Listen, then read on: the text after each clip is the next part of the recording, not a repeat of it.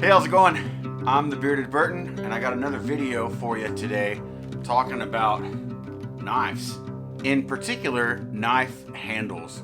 I want to go over and showcase some of the options that you can have when it comes to knife handles from LT Wright Knives. There's a ton of varieties and a ton of options, and I just kind of want to give you a closer look at some of them and maybe go over pros and cons of certain materials. So for the sake of the video, I'm going to categorize knife handles into two categories.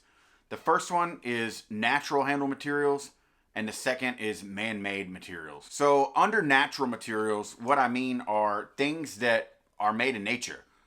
For thousands of years, cutting edge tools have been hafted or fixed or used in connection with wood or antler.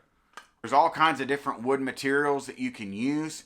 Basically, in this day and age, if it can be stabilized, then people use it as a knife material. So softwoods like tulip poplar, and then even super hardwoods like this piece of Osage here, Osage orange bodark, are all different variances of woods are used for knife materials.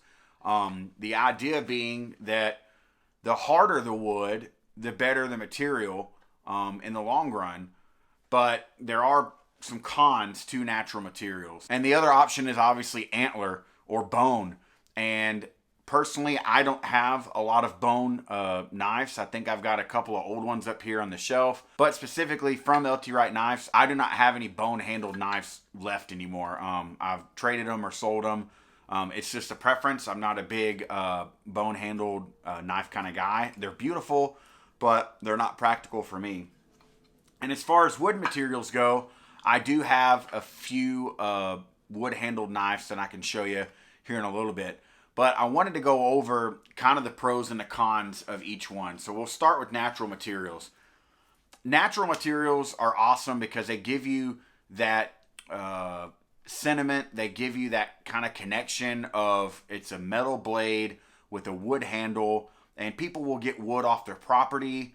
Or old barns that their family, has had throughout their generations, and it's awesome. The only downside is certain woods have to be stabilized. So there's a scale of hardness for wood called the Janka scale, Janka, and I'm not an expert on it, but I know that once a wood gets a certain hardness, it can't be stabilized. So like your desert ironwood and your Osage, it's not stabilized. And from my understanding, it's because the denseness of the wood is hard enough and the grain's tight enough that the vacuum process of stabilization doesn't affect it. It doesn't allow the air and the epoxy to mix with the handle.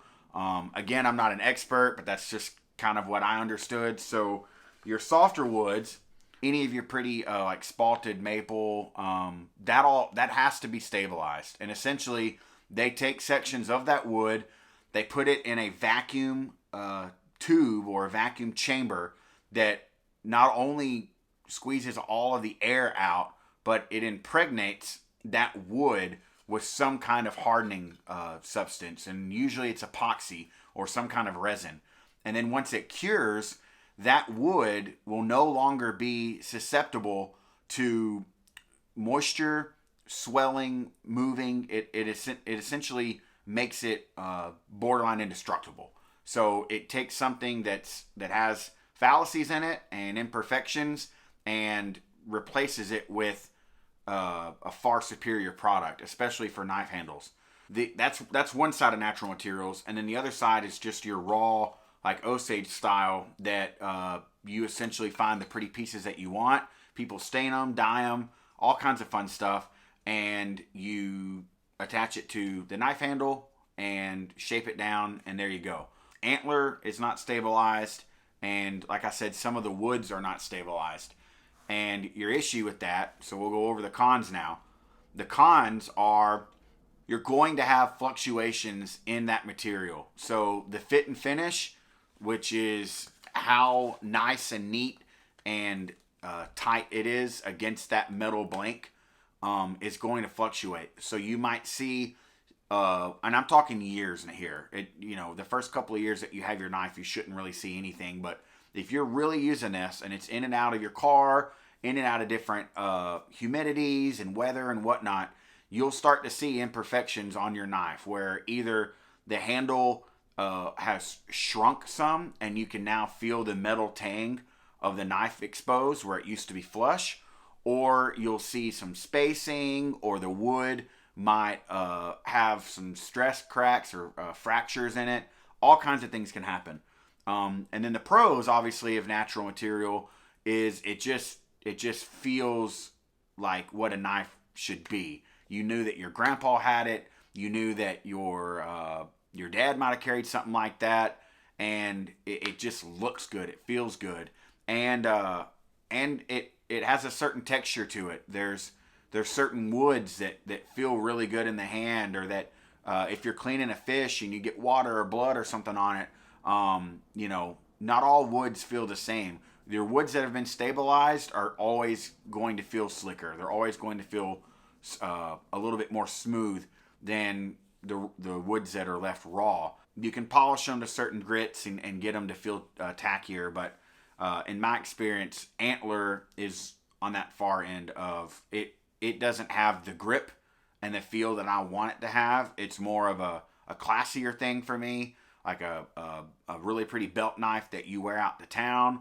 or if it's like a grill knife that you know you're never going to use and you just want it to be showcased, you can get really fancy with some of the natural materials. Though these two knives are not made by LT Wright Knives, I wanted to show you an example of the oldest knives that I personally have from my grandpa, and these were used, hundreds, thousands of times probably by now. They were his favorite fillet knives that saw the most wear and tear out of all of them that he left me. And even now, the wood still looks good. It takes on a character. It ages with you, and it holds those memories really well. But for me personally, I'm not a fan of the natural materials. And then you can also see this is an LT Wright knife, and this wood is Bacardi, and it's beautiful. I've used this knife a ton. It holds a lot of memories for me. It feels really good. It's a super capable and functional knife. And I got it as a one-off thing that was during a Christmas show, or maybe a virtual show or something. But it works really well, and I really like the look of it. But unfortunately, I just don't own a lot of natural handled material knives. And there is a third option that's kind of become more popular in the last few years that I consider a natural handle material, and that is wrapped handles. Jute twine, burlap, any kind of rope, any kind of cordage. You can use natural fiber cordage that you've twisted up yourself, like reverse wrapped. And that's still a really viable option. It really slims the knife down if you like thinner handles. It makes it lighter. And in a pinch, if you really needed it, you could strip the cordage off of it and use it for any kind of projects, or if you find yourself in a survival situation. And I really like the aesthetics of it. I see it more as like capable for smaller knives or neck knives or little camp chore knives, because with the handle being slimmer, the material being the way that it is, if it was a bigger knife or any kind of heavy duty use knife, you do have a chance, at least for my hands, to develop hot spots. So it's kind of a third natural handle material option that adds another layer to your choices. So next, we'll go over kind of the other category that I see, and that's man-made materials. The biggest one that dominates the knife industry and that you'll see coming out of LT Wright Knife Shop is micarta. Micarta and G10. So those are two super common materials that come in all kinds of shapes, colors, sizes. It's incredible. And essentially the process here is they layer materials in between epoxy, compress those materials. So in the case of micarta, it can be burlap micarta, it can be denim micarta, different kinds of paper. It's super cool, but they'll stack a layer of that material. So let's say it's, for this instance, it's burlap, and then they'll slather epoxy, another layer, and they'll keep doing that and stack it thick and then compress it down in a clamp or a vise, squeeze out all the epoxy in this mold that they have to where it doesn't stick on itself.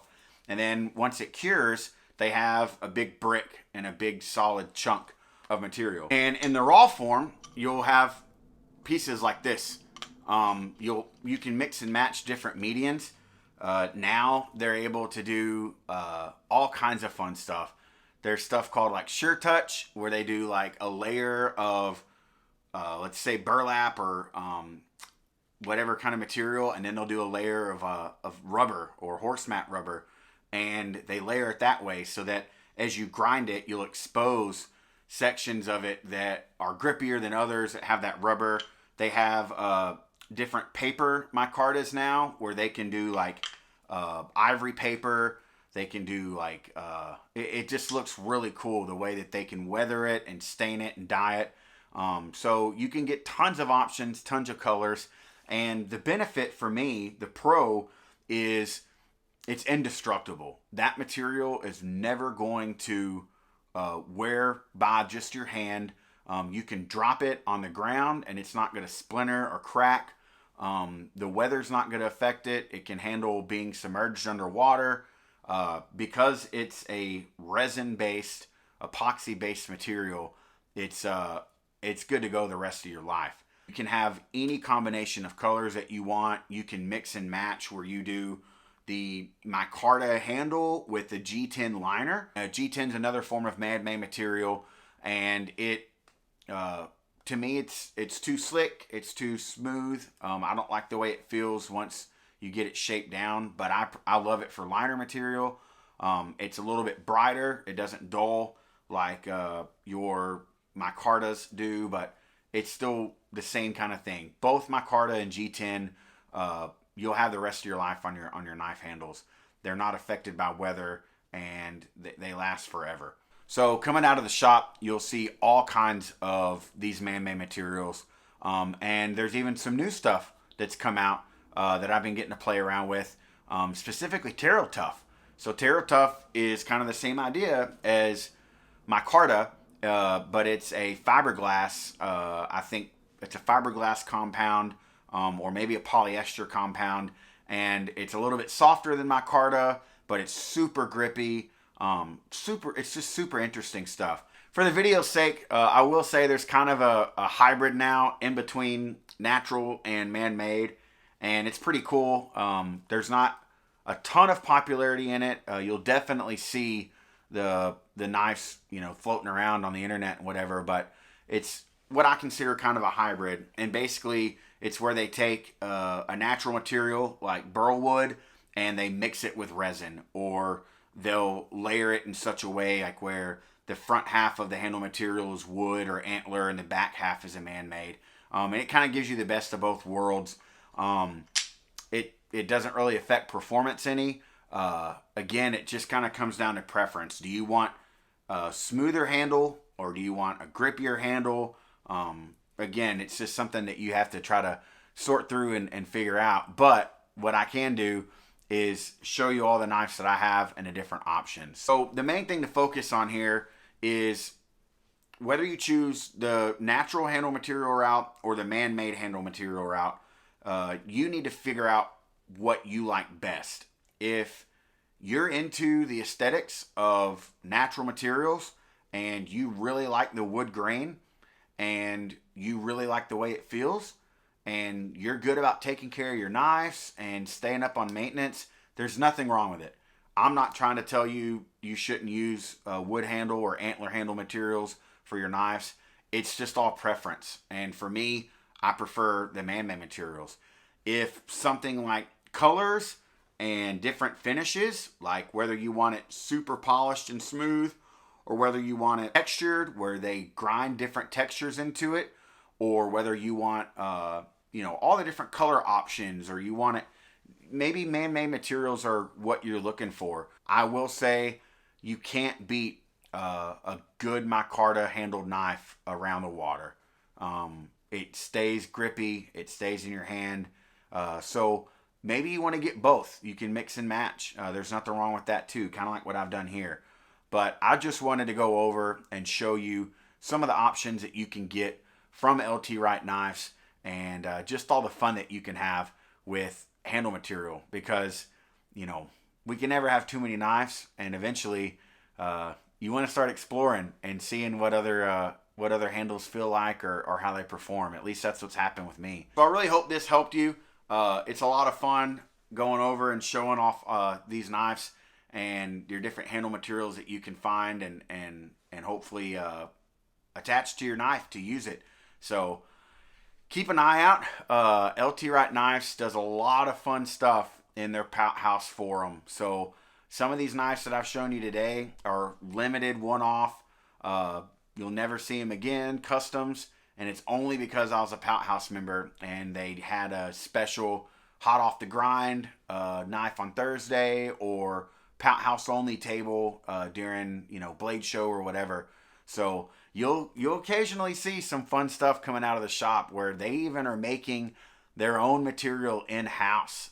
They're doing their own designs and their own patterns, and they're mixing their own medians and coming up with their own like house-made micarta or house-made glow-in-the-dark liners. It's a lot of fun. So I really hope you enjoyed this video today. Remember, get outside and enjoy the woods.